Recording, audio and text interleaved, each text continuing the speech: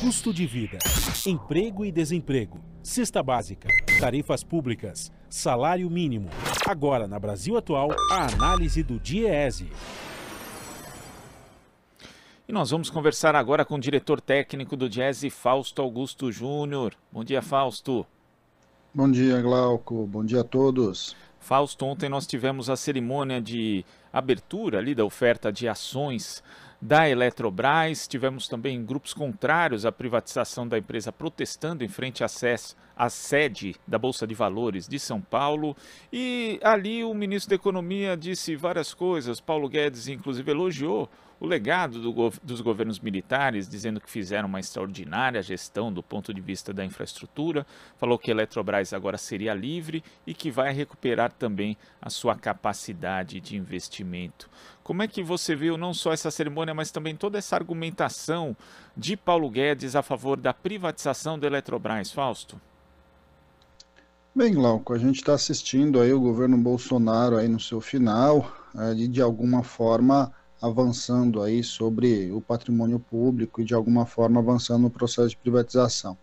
No caso do sistema Eletrobras, é bastante perigoso, né, todo esse processo, simplesmente do Brasil abrir mão da sua soberania elétrica, sua soberania energética e colocar isso na mão de grupos privados, que a gente, na verdade, muito pouco sabe qual será a sua estratégia.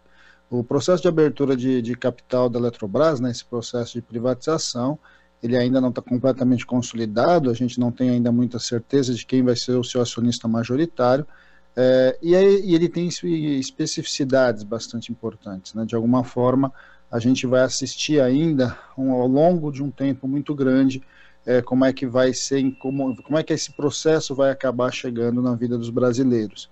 Primeiro porque o processo de privatização ele vai acabar camuflando muito essa transição da política de preços aí da Eletrobras, a política de preço de energia no Brasil, e o próprio ministro ontem falou nesse processo de transição em que deveria sair aí dessa lógica, né, controlada para uma lógica de mercado, o que a gente assistiu e vem assistindo, por exemplo, no que tem acontecido com a Petrobras, em que o preço do combustível, quando vai simplesmente para a mão do mercado, ele vai subindo de acordo com os interesses e com a lógica e com a dinâmica do mercado internacional. No caso da energia, a gente sabe que a Eletrobras tem um papel bastante importante, 1/3 da energia gerada está na mão da Eletrobras, uma boa parte das linhas de transmissão está na mão da Eletrobras, e agora nós vamos ter que assistir como é que vão ser as cenas desses próximos capítulos.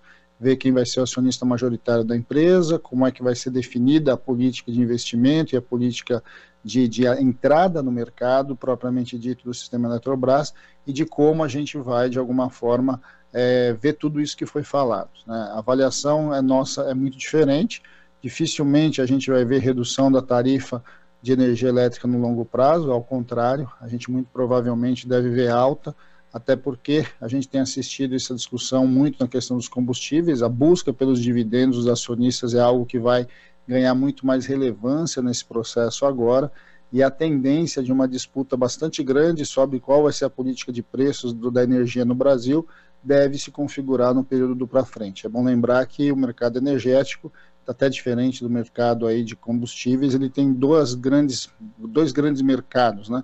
O que a gente chama de mercado cativo, que é o mercado de quase todos os consumidores, e o chamado mercado livre, em que as empresas compram a energia no sistema. Então, tudo isso a gente está ainda por ver qual vai ser a política definida a partir deste processo de venda da Eletrobras. É bom lembrar que essas disputas todas não acabaram, né? A gente ainda está num primeiro processo, é o processo de abertura de capital da empresa. É bom lembrar que uma outra empresa estatal passa, de certo modo, a ter um papel importante agora, e nós vamos ter que olhar com bastante cuidado, que vai cuidar aí tanto da eletronuclear quanto da Itaipu Binacional, e a gente vai ter que ver como vai ficar também todas as questões das outorgas das hidrelétricas brasileiras, que de certo modo estão na mão da Eletrobras e que vão renovar suas concessões do para frente. Acho que esse vai ser uma outra grande disputa, bastante importante, uma vez que essas hidrelétricas, na verdade, são do povo brasileiro. Essas hidrelétricas são empresas que de alguma forma foram pagas pelo capital, pelo imposto, pelo recurso da população e que precisam estar na mão do Estado. E falando em recursos da população, Fausto, além de não existir a garantia de que haja um aumento de fato nos investimentos do setor elétrico e uma possível baixa na tarifa de energia, ao contrário, né, diversos especialistas apontam que o que deve haver é uma elevação do custo dessa tarifa, ainda tem a questão do destino do dinheiro da privatização da Eletrobras. E Paulo Guedes já acenou mais de uma vez que esses recursos podem ser investidos, por exemplo, na compensação aos estados por conta da limitação de 17% do ICMS nos combustíveis e também na energia. Só que isso, Fausto, como o dinheiro de privatizações anteriores, né, ele vai acabar sendo torrado na prática em uma questão de um projeto eleitoreiro e que depois ainda não tem sequência nos anos seguintes. Ainda isso é outra preocupação, quer dizer, caso seja efetivada a privatização da Eletrobras, o destino que esses recursos vão ter ainda também não são algo transparente até agora? Bem longe disso, né, Glauco? Inclusive o próprio valor da privatização. Nós estamos falando aí que o governo fala em arrecadar alguma coisa em torno de 33 bilhões, mas num processo ainda de longo prazo, e tudo isso vai estar por dentro do mercado acionário. E vamos lembrar, né, só a distribuição de dividendos da Petrobras esse ano distribuiu mais de 50 bilhões. Então, quando a gente vai olhando esta lógica de venda do enorme patrimônio da população e do país, na verdade os preços estão bem aquém do que de fato o papel estratégico dessa empresa. Então, acho que esse é o primeiro dado. Tem um problema aí da própria discussão do preço, em que a gente sabe que de fato esses preços são bastante subestimados, e que de alguma forma deveria ter um bom debate com a sociedade, algo que foi muito pouco feito. A gente viu como essa discussão passou dentro do Tribunal de Contas de maneira bastante acelerada, em especial a partir da intervenção do Ministério de Minas e Energia, e a gente vai vendo como o patrimônio público vai sendo simplesmente quase que doado para o capital privado, numa ideia de que, de alguma forma, isso vai aumentar os investimentos e etc. Pouca garantia a gente tem, inclusive, de todas essas afirmações que o ministro tem falado. De alguma forma, a gente vai ver ainda vários impactos disso e que, de alguma forma, a gente não sabe direito como é que isso vai se colocar. Com relação a como esse recurso vai ser gasto, aí a gente já viu em vários outros momentos. A gente viu recentemente a venda aí de oleodutos da Petrobras, em que o recurso da venda dos oleodutos basicamente retornou para o próprio empresário que o comprou no aluguel desses oleodutos. Então a gente vai vendo quanto que esse recurso, na verdade, apesar de ter lá toda uma discussão de como isso vai ser colocado, onde vai ser investido e etc., ele vai, de certo modo, caindo aí no fundo público e ele vai camuflando muitas vezes, inclusive, questões estruturais, como a gente vai assistir, muito provavelmente. Um primeiro movimento aí deve até segurar as contas de energia do seu aumento, para que daqui a pouco, né, logo depois que passar aí, depois que esse dinheiro foi extinto, de certo modo ele vai, a gente vai de fato ver o que vai ser o impacto da privatização da Eletrobras. Está bem longe de ser aquilo que a gente acredita, né? Está bem longe de ser um recurso que se transforma em recurso para o bem-estar da população. O debate sobre a discussão aí do teto de ICMS de combustíveis é um exemplo muito claro disso.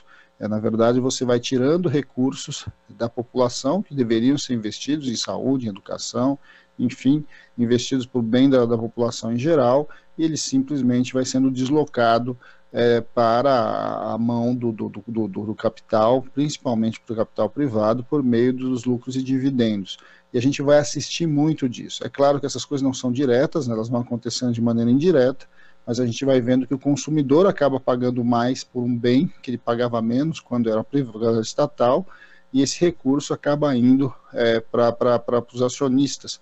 E neste processo de busca do curto prazo, né, o tempo todo ano buscando maiores taxas de lucros dessas empresas que são privatizadas, elas na verdade acabam demandando do governo correções aí de preços, subsídios, e a gente vai vendo aí de novo os impostos e vai vendo de novo aí o dinheiro público sendo usado simplesmente para algo que já deveria estar acontecendo se as empresas continuassem na mão do Estado. Essa é a distorção dessa visão basicamente aí neoliberal, essa visão que trabalha a ideia de que tudo tem que ser no setor privado e que na verdade no fundo é uma transferência efetiva tanto dos ativos, né, do Estado, mas também dos próprios recursos do chamado fundo público, dos nossos impostos, da mão dos mais pobres para os mais ricos.